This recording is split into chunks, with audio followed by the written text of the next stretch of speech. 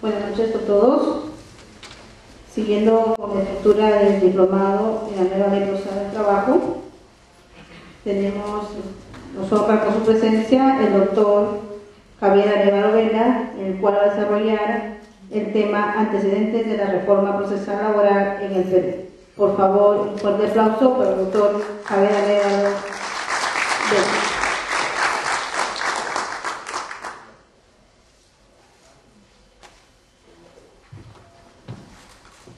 Buenas tardes a todos.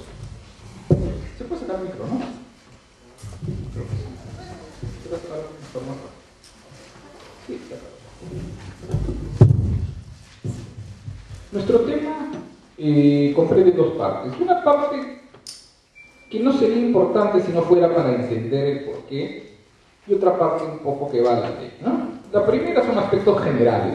En aspectos generales, ¿qué vamos a ver? Vamos a ver un poco cómo es que surge esta ley.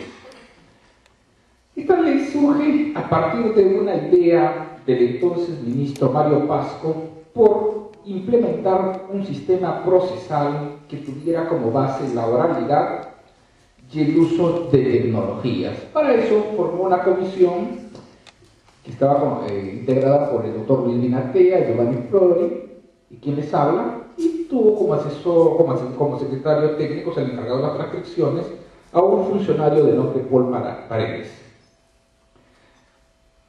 ¿Qué quería la comisión? Y es importante porque esto nos va a ir introduciendo en la filosofía de las normas. Se quería, en primer lugar, facilitar el acceso de los trabajadores y prestadores de servicios al servicio de justicia. Se entendía en ese momento que no todos los trabajadores tenían acceso a la justicia. Y siendo esto así, se pensó que una nueva ley podía contribuir a ello. En segundo lugar, un tema que se buscaba era la celeridad procesal. Esto, porque como ustedes saben, los juicios demoran y demoran mucho. El tercero, en la introducción de nuevas tecnologías, la ley procesal del trabajo vigente, la 26636, es una norma que había quedado desfasada.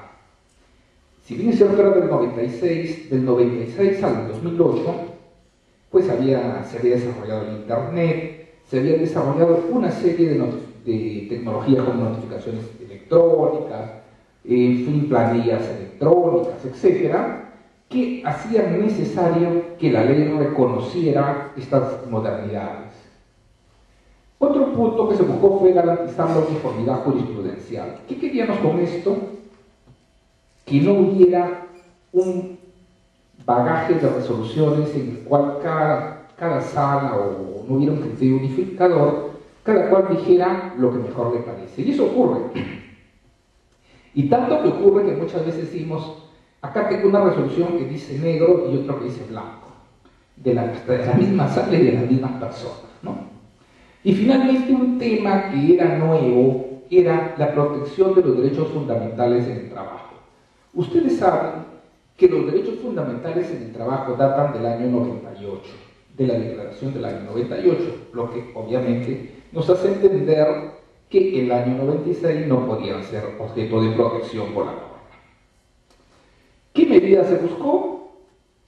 Una justicia laboral omnicomprensiva y un reforzamiento de los juzgados de paz, tema que ha sido un poco incomprendido, en fin, planillas electrónicas, etcétera, que hacían necesario que la ley reconociera estas modernidades. Otro punto que se buscó fue garantizar la uniformidad jurisprudencial. ¿Qué queríamos con esto?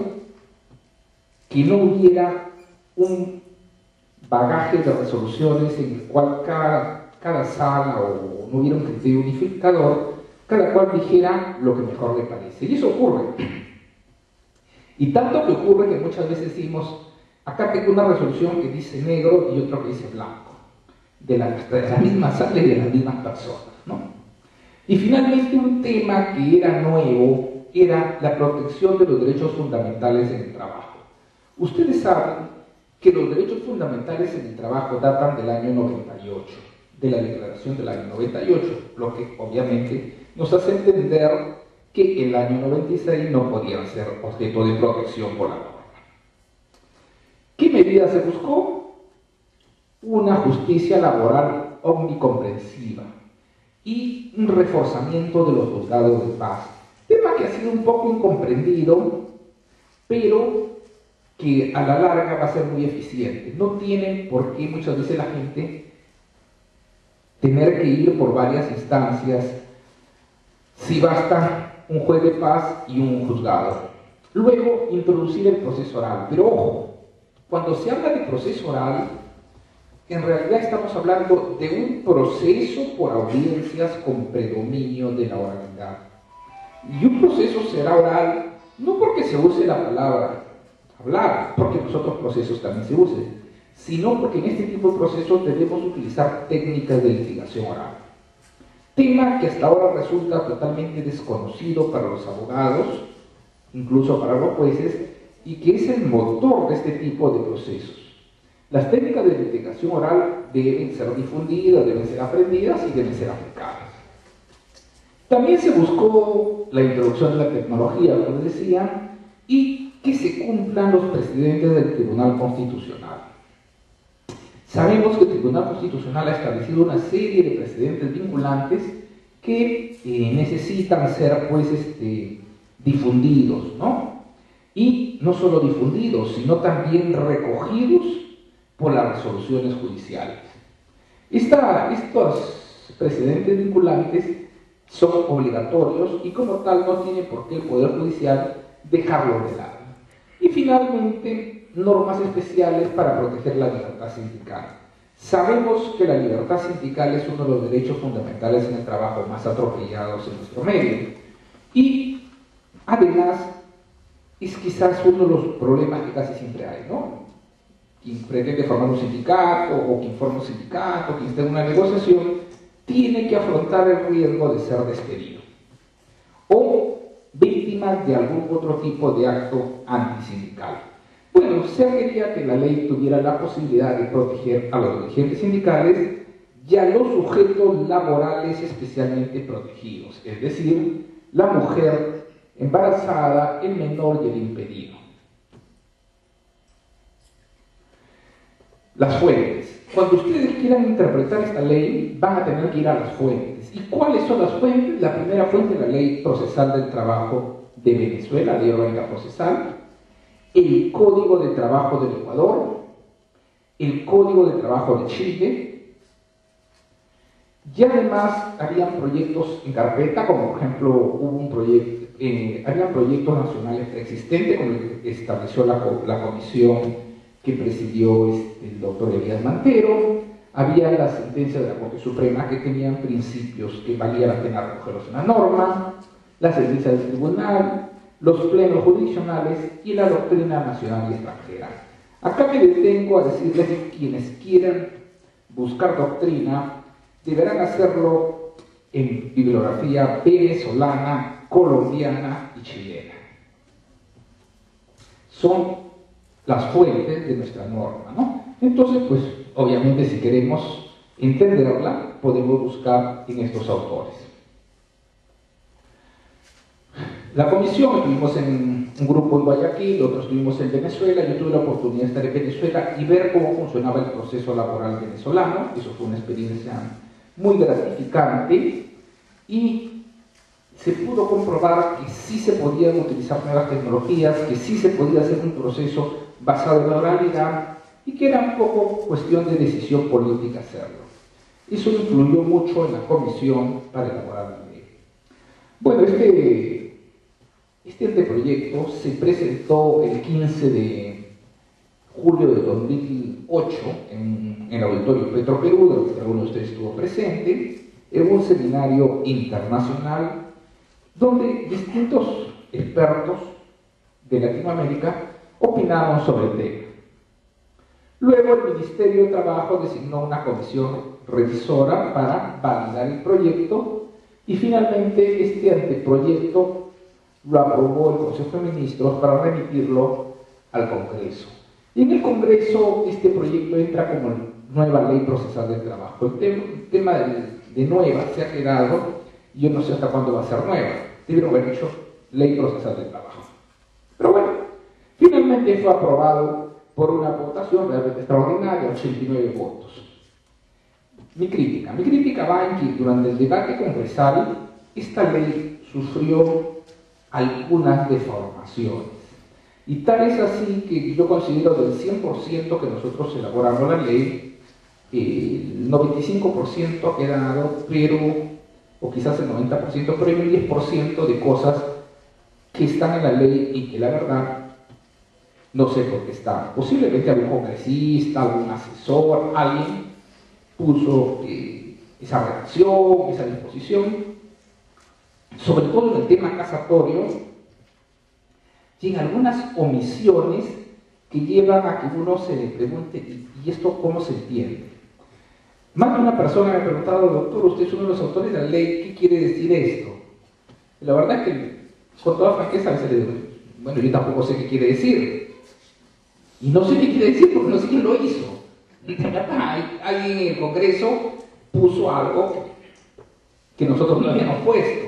¿Quién? No sé. Habrá sido un congresista, un asesor, alguien se equivocó en tipear, etc. Y para muestra les pongo un botón. En los títulos de ejecución dice, son títulos de ejecución las resoluciones de la Autoridad Administrativa del Trabajo. Todos los presentes saben quién es la Autoridad Administrativa del Trabajo, ¿cierto? El Ministerio de Trabajo. Por lo tanto, si ustedes tienen una resolución del Ministerio de Trabajo, que obviamente que tenga carácter ejecutivo, la ejecutan ante un juez de trabajo y no tienen ningún problema. Pero si ustedes tienen una resolución de un alcalde, donde le reconoce beneficios sociales, por decirle, a un trabajador, o una resolución del contralor o de cualquier funcionario público, donde reconoce derechos laborales, ustedes no van a poder ejecutar. Porque eso no son autoridad administrativa de trabajo. Tendrás que estar contencioso. Pero en verdad la idea, ¿cuál era? Eran las resoluciones en materia de trabajo de las autoridades administrativas. ¿Se entiende? Ahí sí, ¿no es cierto? En materia de trabajo de las autoridades administrativas, cualquiera, sea el Ministerio de Trabajo, sea el Contralor, sea el alcalde, sea... Pero eso no dice la ley. Y como eso, pueden encontrar por ahí una serie de cosas que no sé dónde salieron. Sin embargo, está, y como lo he dicho y lo vuelvo a repetir, lo he dicho infinidad de veces, quienes elaboramos esta ley teníamos una idea de que esta ley se pusiera en vigencia en un distrito judicial que tuviera experiencia de oralidad, que tuviera magistratura especializada, que tuviera infraestructura y que recibiera una adecuada capacitación. Luego de un periodo, que podría ser de 6 meses a 1 año, se debía evaluar eso y proponer modificaciones a la ley, o de repente no, habría que ver que la experiencia nos muestra siempre que sí hay que hacer un ajuste, y después de eso comenzar a expandirla al resto de distritos judiciales. Sin embargo, eso no fue así, se manejó de otra manera y bueno, ustedes ya saben cómo se está dando. Bueno, ya está en vigencia, les cuento algunas anécdotas cuando comenzó esto, creo que siempre le he contado, una de las más saltantes fue la de las copias electrónicas, ¿no? Yo me acuerdo que había ido a Arequipa hace poco tiempo que entró en vigencia esta ley y me decían, doctor, acá no podemos darle copia electrónica a nadie porque la computadora no tiene quemadora de CD, ¿no? Entonces, si tú tienes una computadora primitiva que no te quema un CD, mal puedes darle copia electrónica a nadie, ¿cómo cumple la ley? Como papas, porque en provincias, en ese entonces, yo no digo ahora ya creo que ya tienen solucionado eso, ni que hablar de la conexión con el Ministerio de Trabajo, ni que hablar de la firmadora. Entonces comenzó un poco a la buena de Dios, que no era la idea, esa no era la idea. Pero bueno, son decisiones que escapan a lo técnico para entrar ya al plano de las decisiones políticas, ¿no? Políticas en el sentido de quién toma una decisión. Yo sigo siendo un convencido que esta ley tiene que ir lentamente. No puede ser una ley que se implemente cada mes en un distrito judicial. ¿Por qué? Porque simplemente no se cuenta con la infraestructura, no se cuenta con la capacitación, no se encuentra con muchas cosas. Es más, los abogados no son partícipes. Por ejemplo, yo estuve en Ayacucho el mes pasado, yo viajo bastante por esto, Me parece antepasado, sí. Y bueno, en Ayacucho la gente está totalmente ignorante, en el buen sentido de la palabra, del tema, ¿no? No tenía la menor idea de este tema de la ley procesal y parecía que tampoco les preocupaba mucho, ¿no? Porque cuando yo conversaba con el presidente de la Corte de Ayacucho, me decía, no, este tema la verdad es que acá no hay muchas cosas laborales. Y en el evento que hubo, quienes concurrieron fueron algunos funcionarios públicos de algunas entidades, asesores legales, esto, pero los abogados muy poco. En realidad fue poca gente, porque el tema no les resultaba llamativo.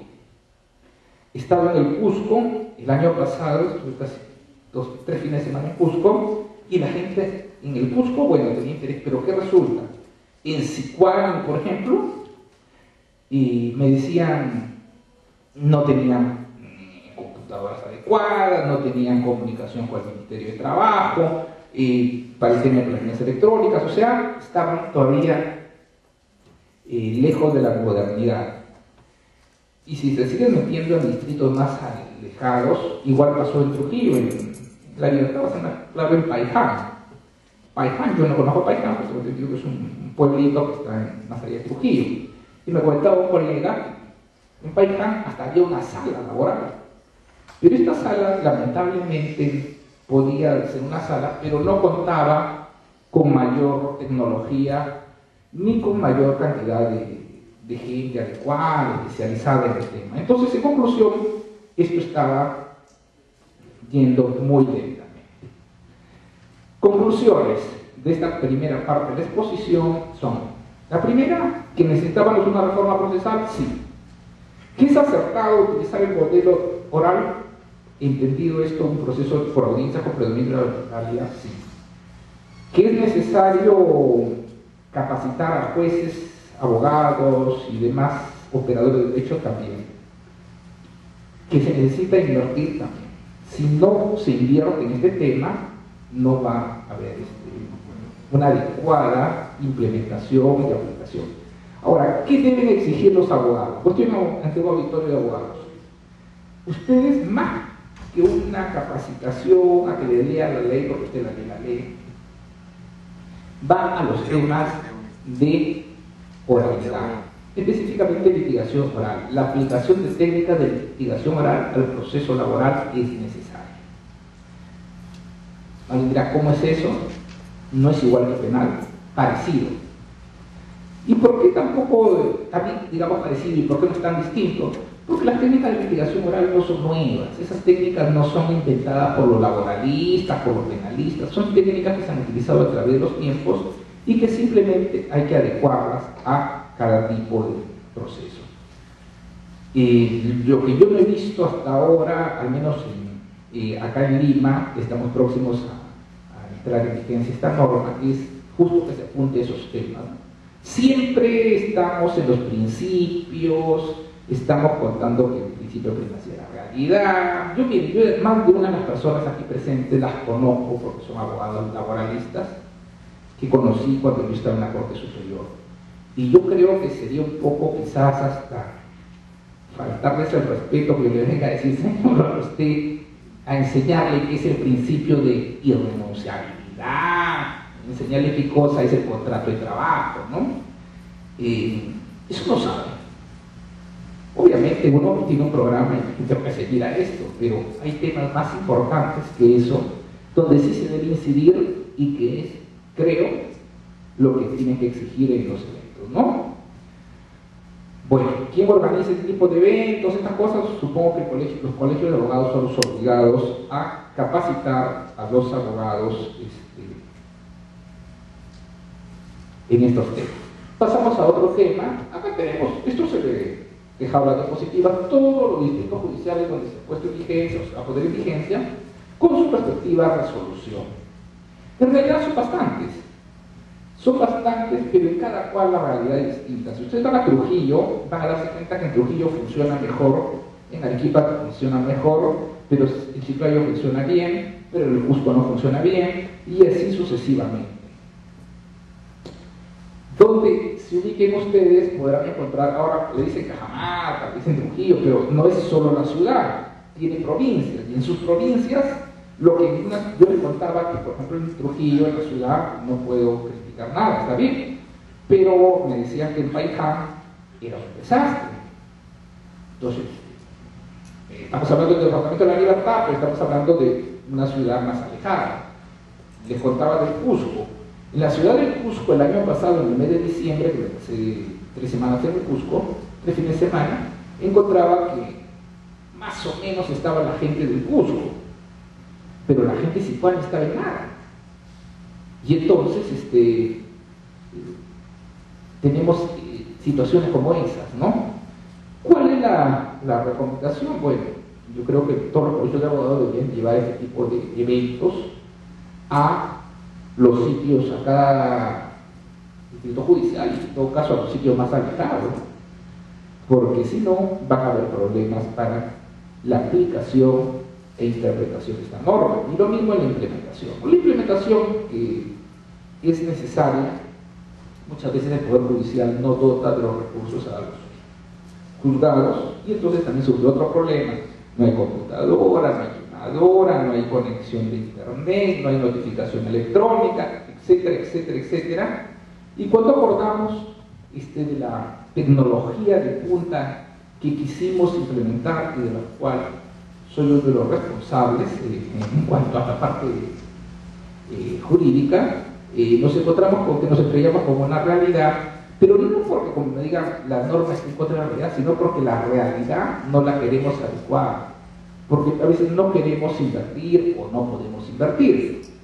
Yo me pongo a pensar, si nosotros en general, no tenemos recursos para mantener un Maserati, ¿para qué nos compramos un Maserati? Mejor nos compramos un carro Toyota. Igual le digo, el que se ponga en un distrito judicial en vigencia no es ningún motivo de alegría, si es que no lo puedes implementar. Hecho eso, paso ya al mismo texto de la ley. Tienen un mapa de los distritos judiciales, esto lo he elaborado yo, donde están vigentes, y podrán ver que son bastantes. ¿Cómo funciona? No sé. Y ya pasamos al tema mismo del contenido de la ley, ¿no? El contenido de la ley se lo explico porque es necesario frente a algunas situaciones. Lo primero, el ámbito. Todos ustedes saben lo que son los conflictos jurídicos, y que los conflictos jurídicos son de 3 tipos: plurales, colectivos e individuales. Y viene el primer tema que sí me gustaría explicar, porque lo he escuchado hablar hasta por radio, en internet, que por qué la ley hacía mención a prestación personal de servicios, que incluso esta ley habría sido antilaboral, habría liquidado el contrato de trabajo. Y en verdad, quienes han dicho estas cosas han demostrado no tener el más mínimo conocimiento del tema. Miren, bajo el nombre de prestación personal de servicios hemos agrupado 4 cosas: lo laboral, o sea, contrato de trabajo; lo formativo, o sea, todo lo que tiene que ver con las prácticas profesionales, pasantías y actividades que no son laborales, pero que merecen una protección; la cooperativa. ¿Por qué? Porque si ustedes ven la relación del socio cooperativista, el verdadero cooperativista, con su cooperativa, socio trabajador, esa relación no es laboral, es una relación asociativa. Y la administrativa, que es la propia de los trabajadores del régimen laboral público. Entonces sí se entiende y sí tiene sentido que hablemos de la prestación personal de servicios y que no hablemos solamente del contrato de trabajo. Tiene principios. Yo no me voy a detener a los principios, solamente quiero hacer una breve referencia a la inmediación, la concentración y la celeridad. Estos 3 principios se van a dar en las audiencias. Entonces, inmediación, el juez debe participar; la concentración, la mayor cantidad de actos procesales en una audiencia; y la sencillez, evitar y la celeridad, evitar demoras. Todos los demás principios pueden ustedes leerlos en cualquier libro y van a encontrar que son principios procesales que también se aplican a otras ramas, a otros procesos. Lo que pasa es que acá cobran especial importancia en razón de que quien los aplica es un juez que tiene una característica especial, es un juez protector o un juez tuitivo, como se diría. La composición. Bueno, la composición, la novedad es los juzgados de paz laborales, ¿no? Los letrados laborales. Estos juzgados se están creando. Se ha dicho, ¿por qué juzgados de paz laborales? Porque tenemos que acercar la justicia a la gente. Y qué mejor manera que los juzgados de paz. Que una causa comience en un juzgado de paz y termine en un juzgado de trabajo, te evita pues todo el trámite de la segunda instancia, ¿no? Perdón, de esto de las salas que están de morón. Luego vienen los juzgados de trabajo, hay distritos judiciales donde no existen. Luego vienen las salas laborales y los tribunales unipersonales. Les confieso que yo soy el responsable de que se haya introducido esta figura de los tribunales unipersonales en la ley. No es invento mío, porque esto ya existía en penal, existe en Venezuela, pero la curiosidad es que nunca llegué a integrar un tribunal unipersonal. Me hubiera gustado, pero salió la ley, está en la Suprema, no volví a la superior, así que no tuve oportunidad de actuar en un tribunal unipersonal. Me quedó el sabor a que quería probar eso. Luego viene la Sala Constitucional y Social de la Corte Suprema de la República, que ustedes saben que la que ve asuntos laborales es la sala permanente. La sala transitoria ve asuntos de carácter previsional y de derecho laboral público. Esta pues es la figura que tenemos de la organización judicial del trabajo. Se han creado juzgados de paz letrados laborales, eso ya es una resolución, se entiende que están funcionando. ¿Cómo están funcionando? La verdad que no les puedo decir, desconozco. Niveles. La justicia se dividió en dos maneras, un nivel base y un nivel complejo. En el nivel base tenemos a los jueces de paz letrados laborales que ven pretensiones hasta 50 URPs. Estos es arbitrario, puede ser 50, puede ser 60, puede ser 51, 49. Yo personalmente era partidario de que fuera mayor, pero bueno. Sin defensa cautiva hasta 10 URP. Bueno, acá hubo toda una discusión y una oposición de este colegio de abogados al proyecto de ley. En realidad, la defensa cautiva no se admitió en este caso porque se presentaba una situación. 10 URP, en este momento son 365 soles, ¿no? Y en ese momento era mucho menos. Y entonces, 3.600. ¿3.600? Y la pregunta es, ¿quién trabaja para cobrar el 10, el 20% de eso? ¿No? O sea, un abogado que cobre 200 soles, poco difícil. Y, salvo que, claro, puede haber alguien que lo haga gratuitamente, en buena hora, ¿no? La gente más necesitada no tiene para pagar un abogado. Y el abogado tampoco quiere trabajar con justa razón. Yo no creo que alguien quiera ir a litigar por 300 soles. Todo un juicio. Por una diligencia lo puedo entender, pero por todo un proceso que te gane 500 soles, 400 soles, lo veo bien difícil. Entonces, esta gente estaría condenada a no tener abogado. Dijimos, bueno, admitiremos que no tenga, que pueda participar sin abogado.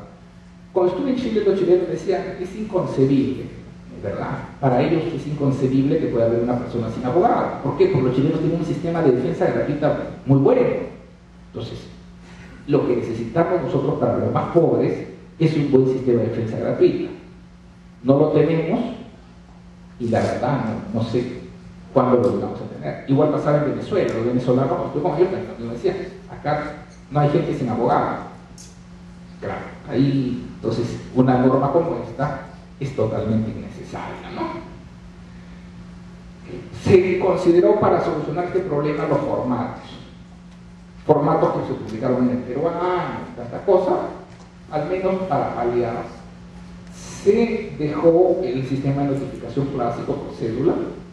¿Por qué? Porque se pensó de que estas personas no iban a tener abogado, no iban a tener casilla electrónica, y entonces, si esto es así, mejor que sea por cédula.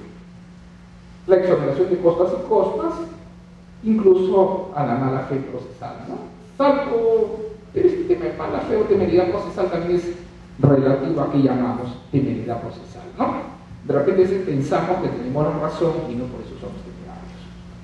Y finalmente los jueces de paz eran los que conocen de este proceso.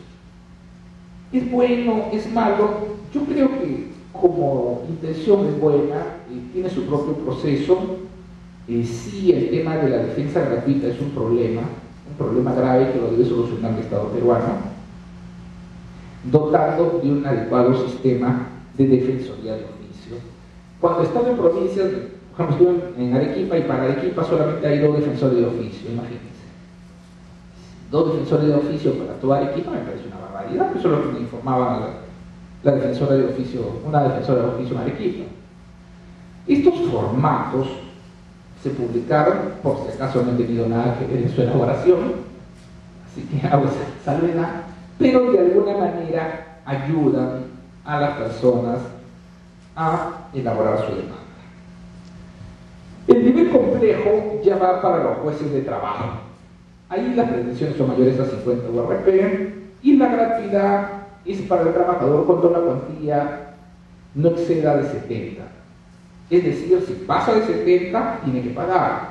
O cuando sea inapreciable el dinero, un cese de hostilidad, una nulidad de despido, el trabajador va a poder, va a ser gratuito.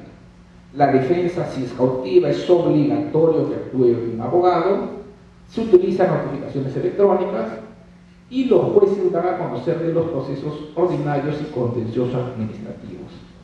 Excepcionalmente, el abreviado en pretensiones de reposición y de vulneración de libertad sindical. ¿Cómo es este último punto? Es interesante. Proceso ordinario lo conoce, que es normal. El contencioso administrativo se rige por las reglas del contencioso. ¿Y qué contencioso van a ver? El contencioso laboral, caso de empleados públicos, caso de temas previsionales. Luego viene el abreviado con pretensión de reposición. Este es uno de los temas que no se pone de acuerdo hasta ahora la judicatura y que justo este día viernes, como ustedes se han enterado, las personas que están en ámbito laboral, va a realizarse un pleno jurisdiccional que va a definir qué se entiende respecto de esta reposición. Desde ya les adelanto que la idea es que va a ser acciones de reposición sobre casos de despido fraudulento y de despido incausado. Al menos esa es la idea, ¿no? No sabemos qué ocurrió el pleno, pero por ahí va la idea. Porque los procesos de nulidad de despido seguirán su propio trámite, pero de indemnización también. Luego la vulneración de libertad sindical. Eran los partidarios de crear un proceso propio de protección de libertad sindical, pero bueno, en la comisión esto no progresó y se consideró que se podía poner un proceso especial, o darle el proceso abreviado la naturaleza del proceso especial de protección de libertad sindical. La verdad que no estoy muy convencido de esto. Creo que la libertad sindical, por sus características, debió tener un procedimiento especial. Claro, era poner un procedimiento más, ¿no? Frente a esto, más de un académico dijo muchos procedimientos, elaborar un procedimiento único, lo que es una tremenda mentira. En una serie de leyes procesales hay más de un procedimiento elaborado, así que no tiene por qué haber un procedimiento único.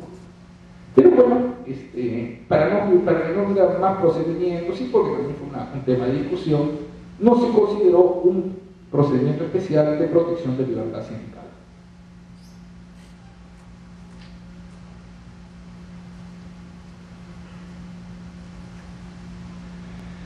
Los procesos. ¿Qué clase de procesos nos va a traer la ley? Nos trae una serie de procesos, el ordinario, el abreviado y el de impugnación de laudos económicos. Ese proceso es un proceso de conocimiento. Luego nos trae un proceso cautelar, un proceso de ejecución y procesos no contenciosos, ¿no? Como la consignación, la autorización al centro de trabajo, ingreso al centro de trabajo, la entrega de certificados, etc.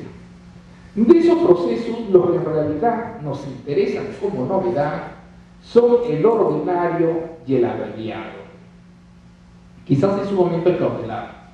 ¿Por qué? Porque dentro del proceso ordinario y el proceso abreviado es donde mejor vamos a poder ver el uso de las técnicas de litigación oral y cómo se va a desarrollar realmente un proceso laboral. ¿Quiénes pueden participar? Esta ley, a despecho de lo que han dicho algunos sindicalistas, es una ley que favorece el sindicalismo. Ya les diré por qué. Primeramente, le da un papel de importancia al extremo que los sindicatos pueden representar a cada uno de sus miembros en las pretensiones que quieran, ¿no?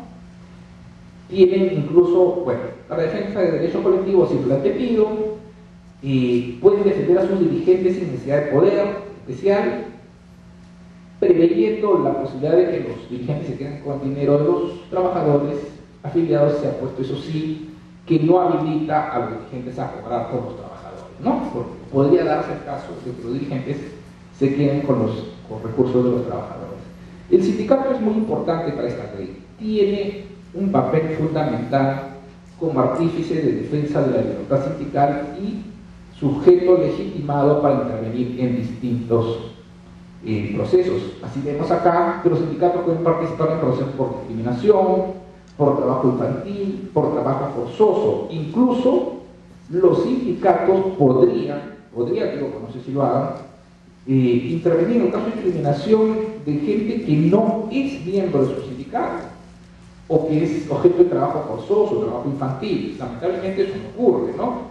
Podría darse el caso que en un determinado lugar exista trabajo infantil y como a nadie le interesa, una federación o un sindicato toma conocimiento de esto y podría reclamar contra ese trabajo infantil que se da. No desconozco que alguien lo haya hecho, o trabajo forzoso, o actos de discriminación en el empleo. Tienen legitimidad, se la da la ley, ¿no? Cosa que no ocurría. Puede ser en las ONG, puede ser la Defensoría del Pueblo, lo dudo, el Ministerio Público menos. Sin embargo, creo que en temas laborales, los más llamados a tener intervención son los sindicatos y un poco quizás, si tuvieran mayor participación, le quitaría espacio a las ONGs, porque hoy en día quienes aparecen como abanderados de la defensa de determinados derechos son las ONGs, ¿no? Me da la impresión que por ahí tendrían una legitimidad de acuerdo a la ley que la podrían hacer valer. Las reglas de conducta. Este tipo de proceso exige ciertas reglas de conducta que van de las de respeto al órgano jurisdiccional y de las de colaboración a la impartición de justicia. Yo les decía que este proceso es un proceso donde juegan las reglas de litigación oral. Si eso es así, necesitamos un juez que sea capaz de llevar un orden a la audiencia, porque si al juez se le va de la mano a la audiencia, eso se vuelve una carga. Para eso la ley lo habilita a tener ciertas potestades, ¿no? Por ejemplo, la prohibición de agraviar. Más de una vez nosotros podemos escuchar que algún abogado usa alguna palabra agraviante hacia su colega, lo que es totalmente negativo, porque quienes pelean al final son los papeles, no las personas, ¿no? Yo no veo razón por qué agraviar a nadie. Sin embargo, algunas personas piensan que si hablan mal de la otra parte o se dirigen hacia la otra parte con dureza, su cliente los va a respaldar más, va a creer más en ellos o algo así. Este tema está totalmente prohibido, ¿no? Yo pienso que he presenciado esos casos en mi experiencia y, bueno, se ha llamado al orden, porque de verdad nadie va a ganar maltratando de palabra a la otra parte. Simplemente lo único que va a demostrar es su mala educación. Segundo, usar celulares llamados. Bueno, interrumpir, claro, si alguien está hablando, no puede interrumpir. Cada cual tiene su momento para hablar. Este tema de los celulares también es otra moda, incluso que se tiene que exigir no solo a los abogados, sino también a los jueces. No se puede estar hablando por celular en plena audiencia. Este momentito se pone por el celular y esto definitivamente hace perder todo el hilo de la audiencia, aparte que se descuida, aparte que no se ve bien. Entonces, obligatorio apagar celulares.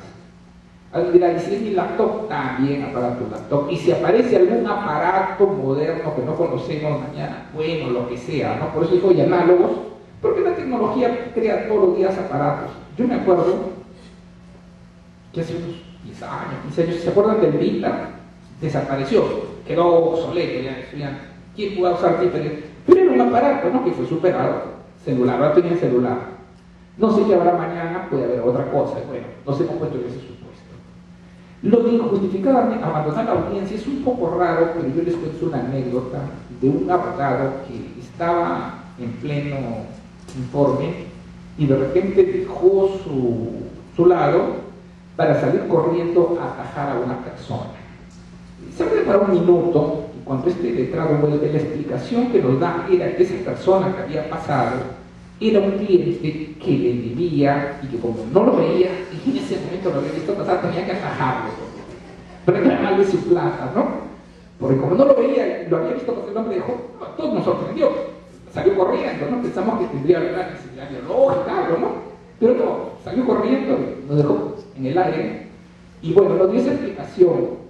Seguro que era cierta, yo no lo pongo en el juicio de que seguro le debía el cliente a esa persona, ¿no? Pero eso pues no puedes hacerlo, ¿no? Ese tema es anecdótico pero real.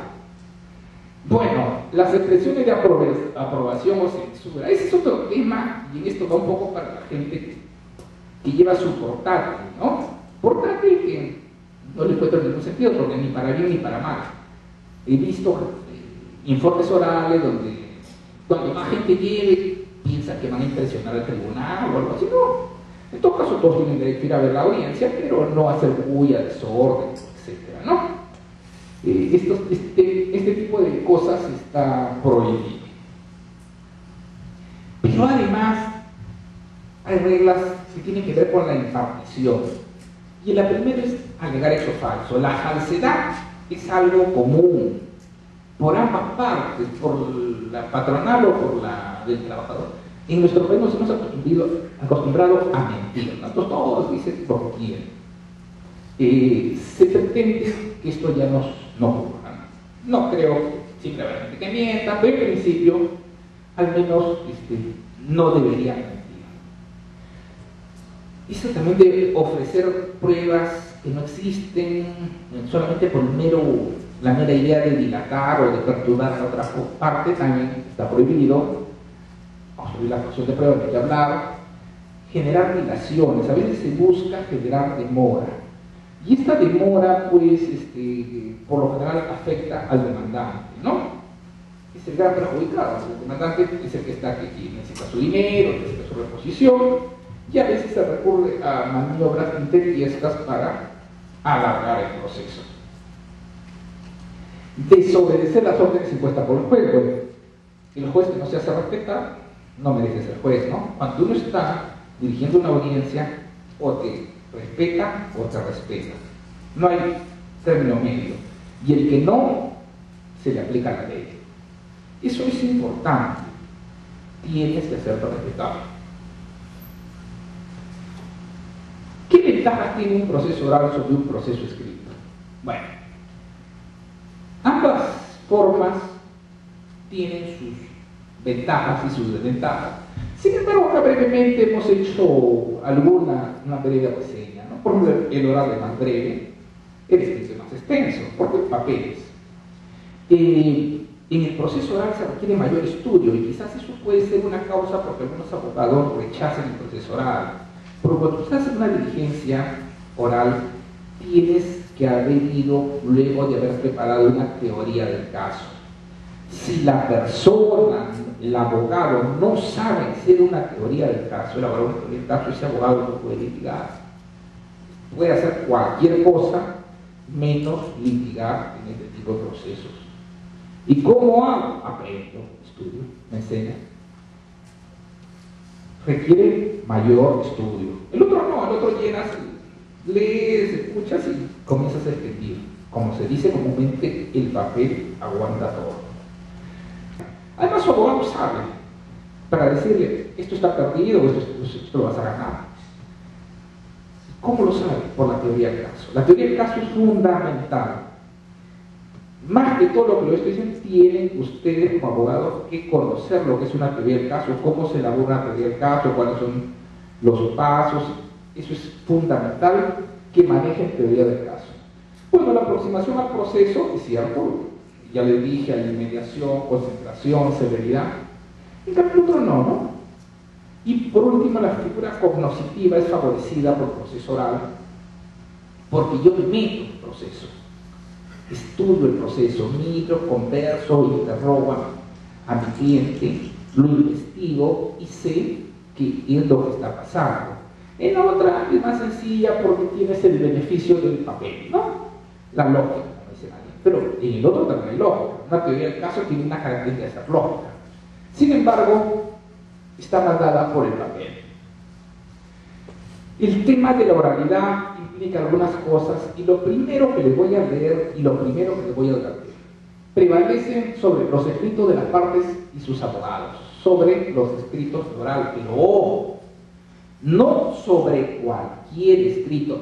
Por ahí he escuchado a alguien que dice se puede ir y cambiar la demanda verbalmente. No, señor. Los escritos fundamentales del proceso no se pueden cambiar oralmente. Yo no puedo ir a un juicio y decir, ¿sabe qué? Como lo oral prima sobre lo escrito, entonces en este momento a mí me debían vacaciones, ETS y gratificaciones, pero me acordé que me deben también utilidades, quiero variar mi demanda a 20 por escrito y pedir utilidades. Eso no se puede. ¿A qué se refiere entonces este tema de la prevalencia? A los temas que no se refieren a requisitos fundamentales. Les pongo un ejemplo. Cuando yo inicié mi juicio, mi abogado, el señor Juan, que tenía su domicilio en tal sitio, domicilio procesal Casilla, pero resulta que por motivos X el señor Juan dejó de ser mi abogado. El día de la audiencia yo voy con mi nuevo abogado y en ese momento mi nuevo abogado verbalmente va a decir cuál es el nuevo domicilio, la nueva casilla. Cambió verbalmente lo que estaba por escrito. No presenté ningún escrito de cambio de domicilio, pero el tema que está firmando. O mi apoderado era fulanito, pero por algún motivo cambié de apoderado. En ese momento se cambia de apoderado, también en forma verbal. Y así ese tipo de diligencias son las que se permiten por escrito, pero los escritos fundamentales, la demanda, la contestación, no la puedo cambiar. Ahora surge un tema, me dicen, pero si se acordó que le debía, ya vuelvo a la teoría del caso. En este modelo de procesos no puede haber alguien que no se acordó de que le debían. ¿Por qué? Supongamos que un trabajador va donde un abogado y le dice, doctor, me deben CTS, vacaciones y gratificaciones. Perfecto. Supongamos que yo soy el abogado y le pregunto, si yo me quedo en que le deben CTS, vacaciones y gratificaciones, soy un mal abogado. Tendré que conversar con él y voy a analizar su caso, voy a interrogarlo, voy a investigarlo y voy a llegar a la conclusión que este señor no solo le deben eso, de repente también le deben las vacaciones, las gratificaciones. Entonces lo pondré en mi demanda. ¿Por qué? Porque soy un abogado que trabajo con teoría del caso. Pero si yo soy un abogado que trabajo así, no vas al momento, bueno, 3 cosas, ya lo lleno en mi plancha, cambio el nombre y ya está. Entonces, ese supuesto de que llegue a la audiencia y recién se acuerde que le debían tal cosa, es un supuesto que no se da dentro de este modelo procesal. Ustedes dirán, pero me voy a demorar conversando, si pues te vas a demorar, le voy a tener que interrogar, le voy a tener que preguntar, le voy a tener que probar. Cuando haga las clases de teoría del caso se van a dar cuenta de cómo funciona esto. Bueno, y las exposiciones orales definitivamente guían al juez. El juez va a ser el que va a cumplir en la dirección de este debate oral, ¿no? Luego, el debate oral lo preside el juez, y acá tiene otro tema. Eso de que el juez puede interrogar a las partes y que preside la audiencia no debe ser confundido, como lo hacen algunos jueces, que el juez se adueña de la audiencia. Eso también lo he visto. Yo, juez, como la ley dice que yo presido y que además interrogo, entonces yo comienzo a preguntar. Y me adueño de la audiencia y al final ya pregunté todo, y bueno, pues algo dejaré para que el señor Saboa tenga algo que decir. No, no es así. Este modelo procesal es al revés. El juez preside la audiencia, obviamente va a poner orden, va a sancionar, va a dirigir, va a tomar la palabra, en fin, lo que toque. Pero las partes, sus abogados obviamente, van a hacerlo dinámico. Siempre va a haber la posibilidad que el juez intervenga, pero las partes son las que van preparadas, las que llevan la teoría del caso y las que van a estar en la capacidad de dirigir pues, lo que quieren hacer. El juez tiene un papel de director del proceso, todo lo que quieran, pero el juez no se adueña de la audiencia. Bueno, más de un juez ha dicho, pero soy director. Siempre he sido juez director del proceso, eso no es ninguna novedad. Pero la ley dice que puedo preguntar, pero ¿quién te ha dicho que lo puedes interrogar? Claro que sí, pero interroga y pregunta sobre aquellas cosas que no han quedado claras de lo que han dicho las partes. Porque el juez no es parte. El juez no es parte, el juez es el juez.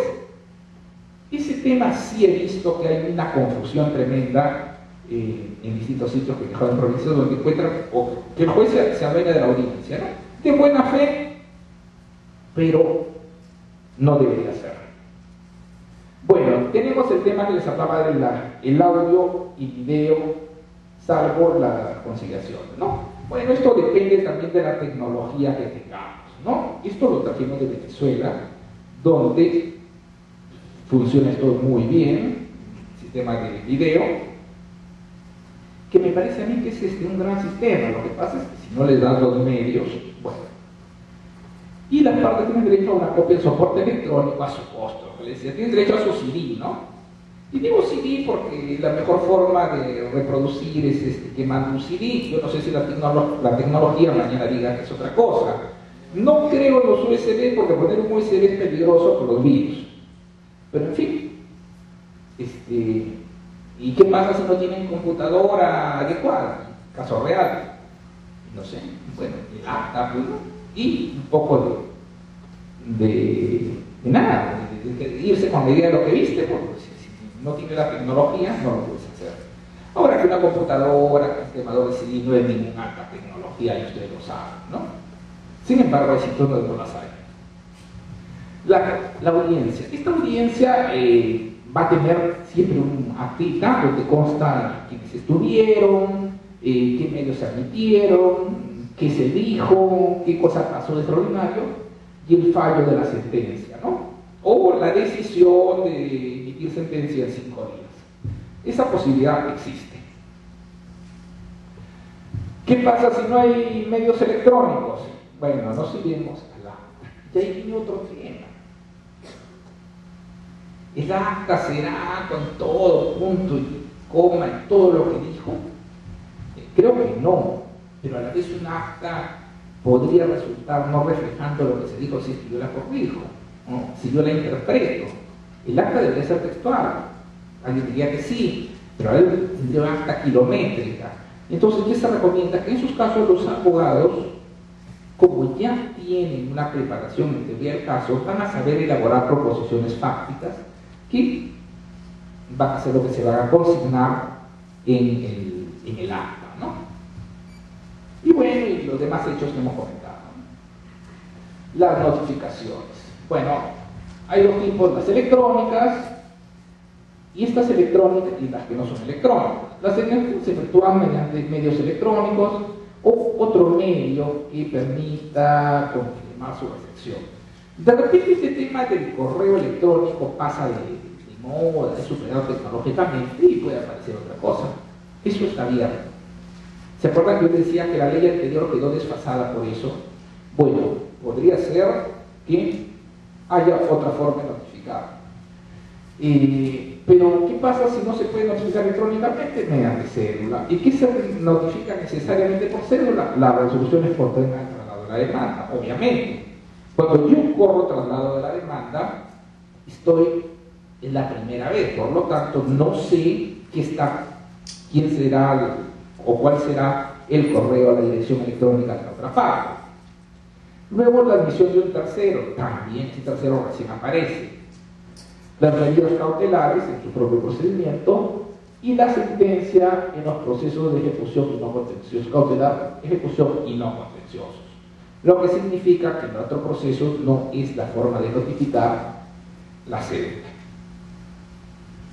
Datos, bueno, siempre se va a tener una dirección electrónica, esto ustedes ya hoy en día lo conocen, era novedad, y alguien decía, va a llegar a mi Yahoo, va a llegar a mi Hotmail. No, señor, tiene su propio trámite, su propia forma de obtener una casilla electrónica. Entra a la página del Poder Judicial y ahí van a encontrar en los distritos judiciales que hay esto.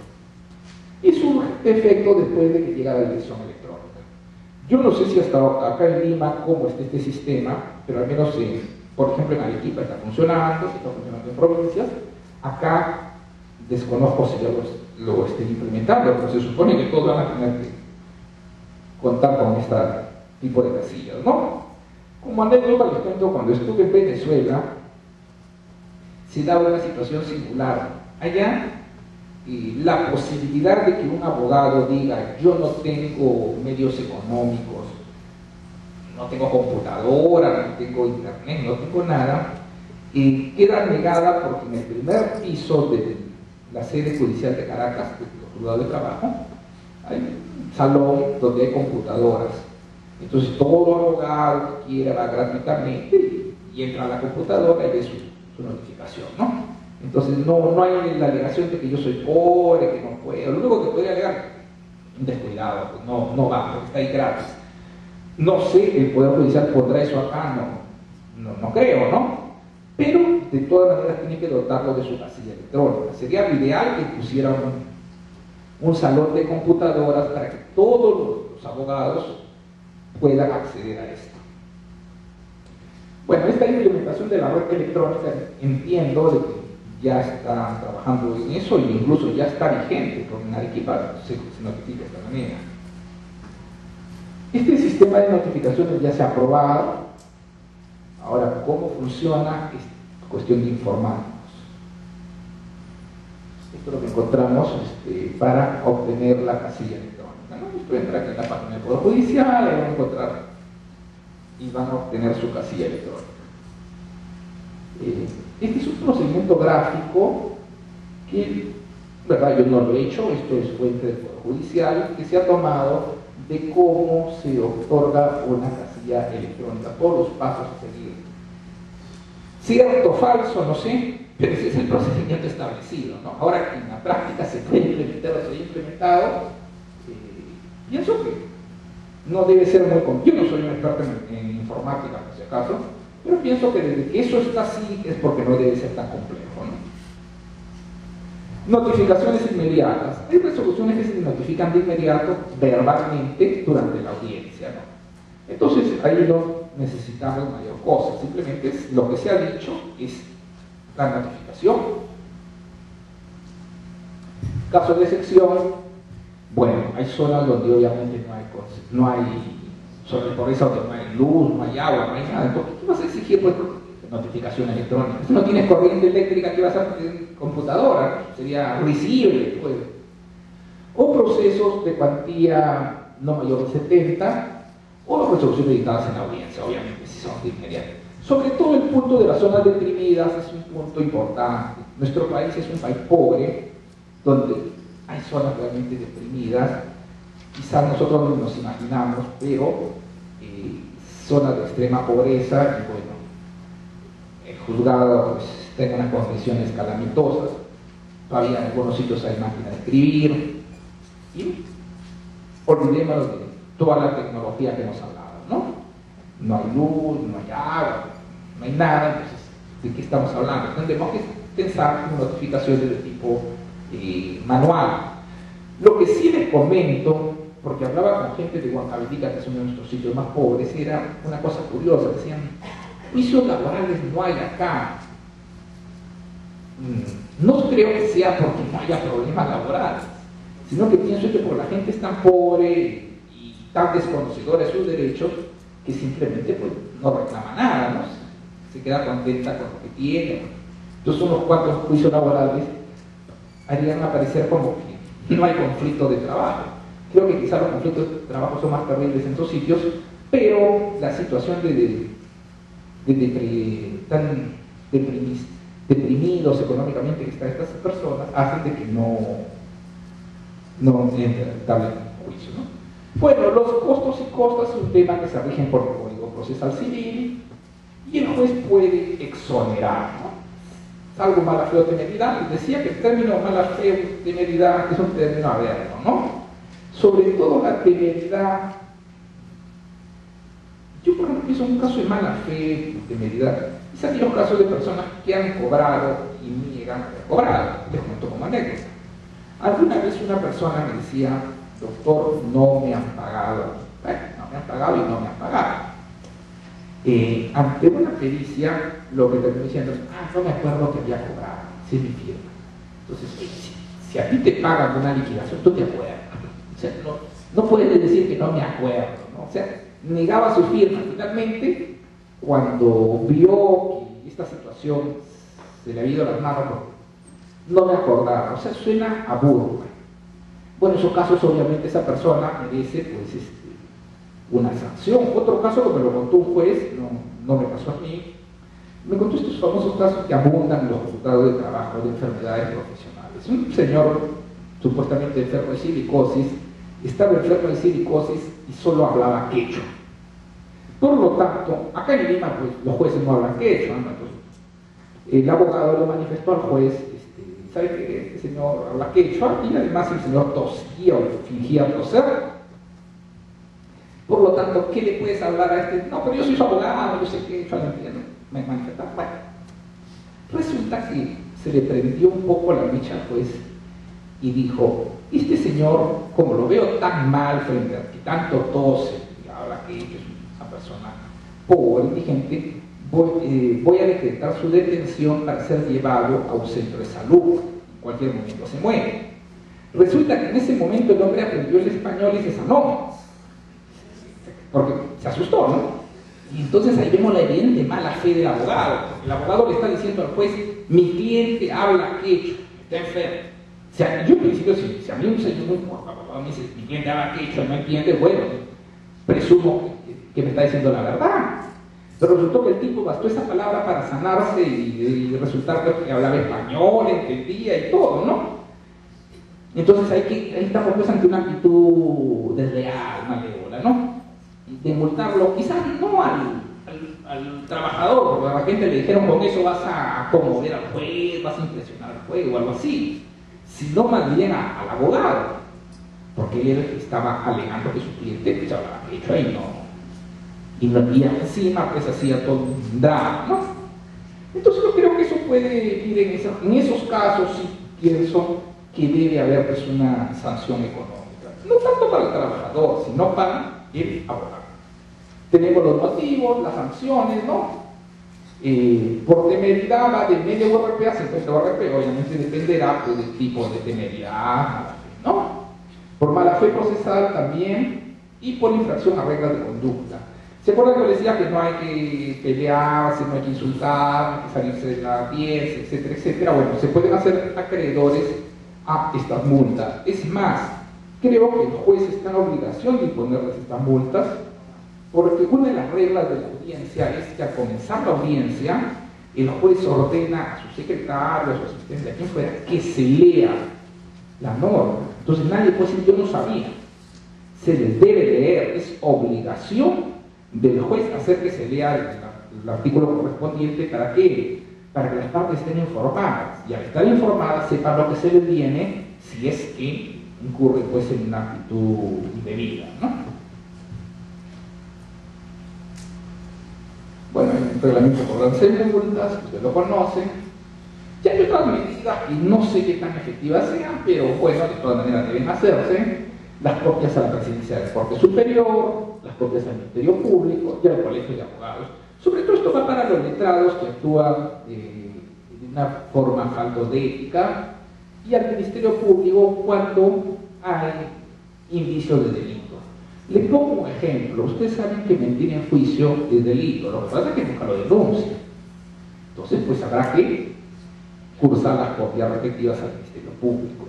Ahora, les doy un dato de algo que lo he visto en video, de quienes juramentan, por si acaso los abogados no juran, ¿no? He visto un video de un sitio, porque parte de la audiencia, claro, conmigo nuevamente en la audiencia, es que se juramenta a las personas en grupo, ¿no? A los partícipes, a los testigos, peritos. Resulta que en este video, un poco jocoso, la juez le toma juramento, llama para tomar juramento a los que van a declarar como testigos, en fin, a las partes. Y los abogados se acercan y terminan jurando. Y la pregunta, ¿de qué jura el abogado? El abogado no tiene que jurar nada. Entonces jura con la parte. Y la culpa de los abogados y culpa del juez por juramentar a los abogados. ¿De qué lo van a juramentar a los abogados? De nada. Salvo que están apoderados, en el caso. No tiene juramento. Y el juez por tomarle juramento a los abogados. O sea, diría una audiencia de gente perdida lo que estaba haciendo. Porque a los únicos que van a juramentar son las partes, los testigos, los peritos. Entonces, esto, por si acaso, porque hay abogados de repente ven ese video, están en ese juzgado que no es de Lima, es un juzgado de la Nueva Ley, y esa señora juez tendrá por costumbre tomarle juramento de todo lo que se dispara de adelante, ¿no? No me encuentro otra explicación, porque los abogados juren, no le veo, no, si alguien me saca el fundamento del derecho, pero eso no existe. El abogado no jura, por si acaso, ¿no? La responsabilidad solidaria ataca sobre todo a estas malas conductas y hace que las multas puedan caer sobre el prestador de servicios o sobre el abogado. Pero si el abogado es el que origina la multa, se la lleva él solo. Eso me parece justo, porque el trabajador no tiene por qué tener la culpa del mal actuar de su abogado, ¿no? En ese caso, pues, no habría responsabilidad solidaria del trabajador con el abogado. Al revés sí, porque se entiende que el trabajador siempre se guía por lo que le dice el letrado patrocinante. Como el caso que contaba del señor que decía hablar quechua y no entender nada, ¿no? ¿Quién era el que sostenía el tema? El abogado, ¿no? Se le puede exonerar, claro, y me parece bien, ¿no? Si se llega a una conciliación, la temeridad a la fe debe exonerarse, porque al final la idea no es andar multando a la gente, la idea es solucionar el conflicto, ¿no? Y si se llega a solucionar el conflicto de alguna manera, que no como es una conciliación, me parece una sana medida de que se les exonere del pago de la multa. Esto como para que todo quede en paz. Los testigos y los peritos también pueden ser multados. Eso nos lleva a que la gente que sea testigo o perito no debe mentir, no debe participar indebidamente, no debe ocultar sus excusas, etcétera, etcétera. Y pueden ser multados, ¿no? Entonces, además, en las audiencias se debe exigir, y creo que lo están haciendo, la obligación del juez de leerles el artículo respectivo del Código Penal a los testigos. Porque ir a testimoniar ante un juzgado no es juego. Entonces, por allá alguien dice, señor, usted lee eso, asusta a mi testigo falso, porque si fuera para asustar, no estaría en la ley, pues, no sería la norma, que no la inventó el juez, dice que tal cosa, le lee. Si tú eres un testigo que actúa de buena fe, dices la verdad, ¿a qué tienes miedo? O es que traes algo escondido. Si traes algo escondido, obviamente te puede asustar. Ahora que el que es avisado, ese no le tiene miedo a nada. Te digo porque me he chocado con esos casos. Bueno, hasta ahí llegamos con nuestro tema de hoy, que es, como ustedes ven, un enfoque genérico de lo que debe ser. Quizás no el punto más importante, porque para ustedes lo más importante debe ser teoría del caso, audiencia de juzgamiento, audiencia de conciliación. Esos temas son los que es muy importantes. Sin embargo, esto es lo que se me ha pedido y quedo a su disposición para cualquier pregunta, inquietud, duda sobre el tema procesal que ustedes quieran hacer. Muchas gracias.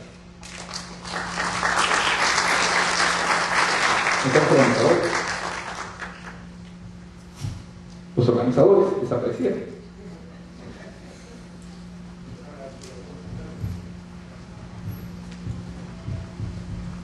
Bueno, pues si alguien quiere preguntar, en voz alta todavía. No haya. En la exposición, me parece un poco preocupante también cómo va a funcionar en los juzgados laborales, en los juzgados de paz, ¿no? Que ya hay juzgados de paz laborales, estamos a costas de discusiones en el polo sur y en el polo norte. Si no se implementa adecuadamente no se hace la infraestructura, siempre va a proceder, en esos casos que no exista, digamos, la infraestructura, va a tener que predominar el proceso escrito. ¿Es así o no? Sí, pues, ese es parte del problema, ¿no? Que si usted se pone a ver y no se ha implementado, no se ha adoptado, se va a encontrar con ese tema, ¿no? Creo que lo dije desde un comienzo cuál era mi opinión académica. La opinión académica es que no se puede andar poniendo en vigencia una ley así porque se nos ocurre, para que nos aplaudan. Porque si se trata de que nos aplaudan, si hacemos leyes de cualquier cosa, ¿no? Una ley para decir cómo esto te sana del cáncer o cualquier cosa. Las leyes se tienen que hacer para que realmente se puedan implementar como debe ser. Y lo que usted dice es cierto, usted es un abogado litigante que recorre más que yo los sitios y se da cuenta. Usted ha visto cómo están los juzgados de Jesús María. El sitio es un sitio subutizado, estamos amontonados, o estaban amontonados, menos allá aquí por acá, por allá, pero están amontonados. Yo digo, eso no es una sala de audiencias, es una sala de audiencias como las necesarias, para eso son similares a las que se utiliza para los procesos penales del nuevo código. Incluso tienes que tener pues un ambiente especial para los testigos, para los peritos, tienes que tener condiciones para instalar las mesas, para el cableado de los micros, para la computadora. O sea, ese sitio es un sitio inapropiado, por decirlo menos, ¿no? Para mí me parece que usted tiene toda la razón, yo no sé cómo irán a hacer. Así que esa pregunta no se la respondo porque la verdad es que pienso igual que usted, no sé cómo van a hacer. Una diferencia con la 0380, con que tenemos que en la 0380 se hacía la demanda y en el compañero se contestaba verbalmente la demanda y toda la objeción que era. La diferencia con la nueva ley que se quiere implementar. Claro, acá es distinto, mira, porque usted tiene, en la acera, si usted se acuerda, la 03 tenía una sola audiencia, que es un comparendo, ¿no? Bueno, acá no, si es un juicio ordinario, usted va a tener una diligencia de conciliación, que en esa diligencia, conciliará, no conciliará, no sabemos.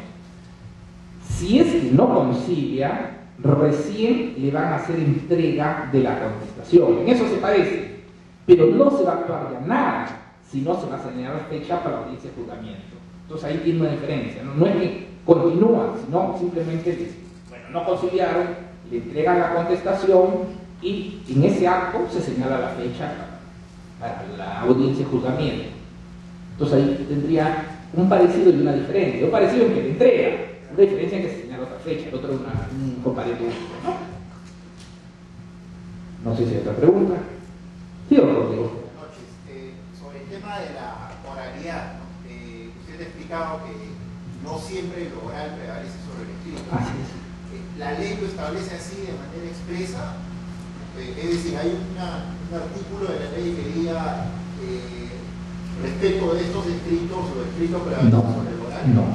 No lo dice de esa manera. La ley establece que lo oral prima sobre lo escrito, pero es que sabe que en ese momento usted va a tener que ver cuál, por eso le decía, tiene que ver cuáles son las fuentes y tiene que estar preparados.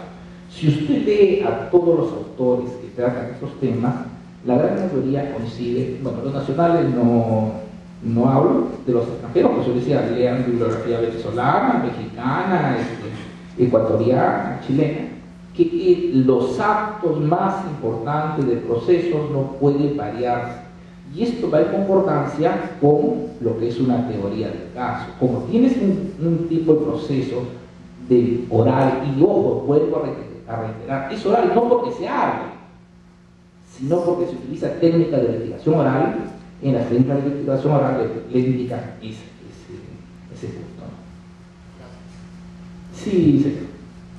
Sí, cuando señalamos la prestación de servicio personal de tipo administrativo, Sí. consideramos que es para los servidores del Estado. Así es. ¿De cualquier régimen o solamente? No, estamos hablando para los que están en el régimen laboral público. Excluye usted al régimen laboral privado. El Estado tiene trabajadores por régimen privado, la SUNAT, en fin, ¿no? Ahí en esa relación laboral pública usted va a encontrar a todos los que son el 276, ¿no? Que ahora está contenido en un texto único ordenado de la ley del servicio civil. Tiene a la gente del CAS, que ha sido reconocida como trabajadores, ¿no? Porque antes decían que esto era un contrato administrativo y que no era relación laboral. Esos trabajadores entran en esa relación administrativa. ¿Alguna otra inquietud? ¿Alguna otra duda? ¿Preguntas?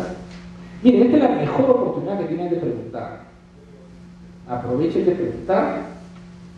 Si no, ya yo daré por terminada no digo conferencia, porque es una conferencia, la clase, ¿no? Si quieren. Por eso, si tienen alguna duda, sí, señor, diga usted.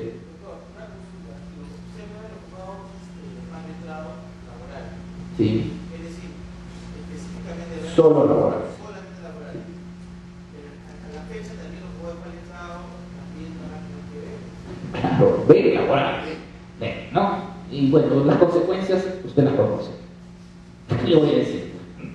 Usted conoce qué es lo que pasa, ¿no? Usted conoce, o sea, el que está en el ámbito laboral sabe cómo funciona esa cosa. O sea, yo no tengo que decirle.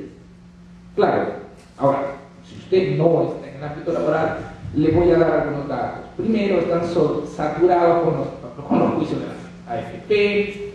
Segundo, los jueces son personas que mayormente, con todo respeto, pero no son especializados, tienen que ver de todo, se complica el tema, una sobrecarga excesiva, el juez tiene que ser un erudito, o es erudito que maneja todas las ramas del derecho, cosa que bueno sería, o es alguien que termina resolviendo como mejor le parece. ¿Por qué? Porque no le puedes exigir a una persona que domine todo. Una señora me contaba que era juez de paz en 5 años, veía contencioso administrativo, veía laboral, veía penal, veía todo, agrario, veía todo lo que caía en juzgado. Y la señora obviamente podría ser muy buena persona, pero tampoco le vas a exigir. Más o menos te da una idea de eso. La idea es que sean jueces especializados, que sean personas. Miren, yo les cuento el mejor modelo para mí de selección de jueces fue lo que hicieron los venezolanos, no porque tengan una simpatía por los venezolanos. ¿Qué se hizo? Se capacitó a un grupo de jueces y entre esos jueces se seleccionó los que iban al nuevo modelo. Los que no iban al nuevo modelo no es que se les sacó, no, simplemente se quedaron con la tabla anterior, así de sencillo. Eso debió haberse hecho. Si eso se hubiera hecho, sería mejor. ¿Por qué? Porque al menos tiene gente que ha pasado una evaluación, no para desaprobar y jalar y maltratar, no, sino simplemente alguien que se preocupe de conocer el nuevo tema. Pero si usted va a agarrar y va a poner de juez al primer asistente, secretario o relator, por muy buena persona que sea, bueno, hoy día no hay juez, ahí te pongo, y usted no lo capacita, le está haciendo un daño a esa persona, le está haciendo un daño a la administración de justicia. A esa persona porque va a terminar con quejas, denuncias y maldecido por todos los litigantes. Bueno, la administración de justicia ni que hablar al litigante, ¿no? Que no va a tener un juez idóneo para que resuelva su caso. ¿Alguna inquietud más? Sí, doctor. Usted nos ha manifestado, yo quería saber si esto está en la norma o es una apreciación suya. Predomina el ámbito, lo que está escrito en la demanda. Sin embargo, nosotros predomina la realidad.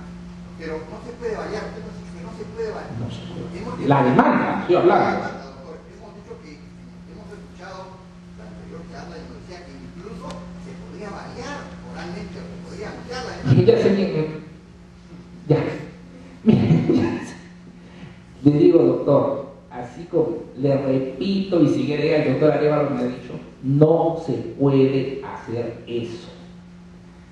¿Sabe por qué?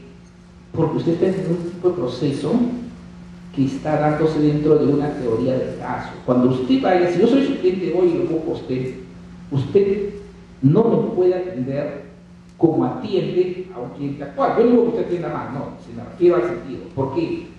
No se le va a escapar a usted ni un hilo. Usted va a saber si yo me den el CPS, vacaciones, gratificaciones, certificado de trabajo, lo que sea. Y es más, mire, el tema sería ver la teoría del caso. Pero más o menos les cuento algo. Cuando uno va a elabora una teoría del caso, decide por estrategias de confrontación o de conciliación. Y para yo adoptar una estrategia, yo tengo que haber visto que mi cliente, pues, tiene. Le pongo ejemplo, supongamos que va un dirigente sindical o un señor que dice que es dirigente sindical y dice, ¿sabe qué, doctor? Me han despedido. Y yo soy dirigente, estoy negociando el pliego y mi empleador abusivo me ha sacado como represión, para asustar a los que toman decisiones del pliego. Perfecto, ¿no? Usted dice, acá tengo, lo primero se le prende la luz y dice, acá debo tener una nulidad de despido, ¿no? Dirigente está negociando el pliego, el empleador lo sacaba a la mala, nulidad de despido. Eso es lo que usted va a pensar. Pero cuando usted elabora su teoría del caso, bueno, ahí se trabaja con una tabla de 3 columnas. Usted va a decir, usted es dirigente sindical. Perfecto. Pruébeme que sí, acá tengo mi documento, mire, tengo como persona de trabajo, mi organización. Elemento probatorio. Dice que usted está negociando el pliego. Sí, mire, acá está la comunicación. Allá, me han despedido. Bueno, tengo el documento del despido o la constatación del despido. Usted va armando su teoría del caso en una tabla de 3 columnas donde usted tiene elementos normativos, elementos fácticos y elementos probatorios. Y es como una tabla de 3 columnas donde usted va apuntando tal cosa. Al dirigente sindical, es un hecho normativo, el artículo tal de la ley de relaciones que tiene relaciones colectivas de trabajo, tiene foro sindical, prueba el acta de lo que ha elegido dirigente, la aplicación a la comunidad de trabajo, etc. Es otra forma de trabajo. Entonces usted me va a preguntar, si usted no es capaz de, como se dice, de sacarme a mi cliente toda la información, que por cierto, eso va para mí usted, porque acá viene otro tema que los abogados se han olvidado, lo que cobran. El abogado que trabaja en este tipo de casos cobra bien, ¿no? Y va a cobrar, gane en sentencia o gane en conciliación, porque también hay unos clientes que dicen, no, pero si conciliaste no hiciste nada. Mentirito.